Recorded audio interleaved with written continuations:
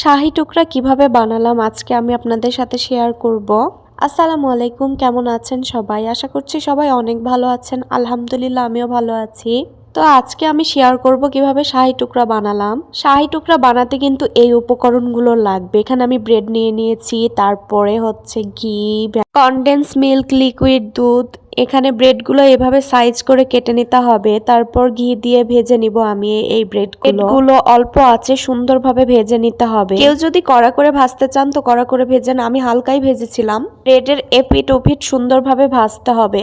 একদিকে ব্রেডগুলো ভাজতেছি আর আরেকদিকে হচ্ছে চিনি শিরা করতে দিয়েছি। চিনি শিরাতে হচ্ছে আপনারা কয়েকটা জাফরানও দিয়ে দিবেন, দিয়ে এভাবে সুন্দর করে চিনি শিরাগুলো তৈরি করে নেবেন। চিনি শিরা করা হয়ে গেলে সেটা পাশে রেখে ঠান্ডা করতে দিবেন। আর এদিকে দুধগুলো জাল দিয়ে নেবেন। দুধ আমি এখানে কনডেন্স মিল্ক, লিকুইড দুধ দুটাই মিশিয়ে খুব ভালোভাবে জাল দিব। আর হচ্ছে সাথে কিছু জাফরানও দিয়ে দিব।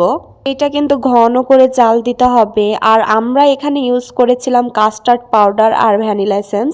কাস্টার্ড পাউডার আমি আলাদা পাত্রে হলেও গুলিয়ে নিব। আপনারা চাইলে এটা স্কিপও করতে পারেন, কাস্টার্ড পাউডার নাও দিতে পারেন, তো আমরা দিয়েছিলাম। এগুলো এখন খুব সুন্দরভাবে জাল করে নিয়ে এটাও ঠান্ডা করতে দিব। এই যে আমি মিশিয়ে নিচ্ছি কাস্টার্ড পাউডারটা। কাস্টার্ড পাউডার অবশ্যই ঠান্ডা পানিতে গুলিয়েই কিন্তু দিতে হবে, না তো দলা দলা হয়ে যাবে। এদিকে আমার চিনির শিরা হয়ে এসেছে, কালারটা কত সুন্দর হয়েছে দেখুন। চিনির শিরাগুলো ঠান্ডা হয়ে গেলে আমি এই ব্রেডগুলো ভিজিয়ে ভিজিয়ে এখানে এই পাত্রে রাখবো।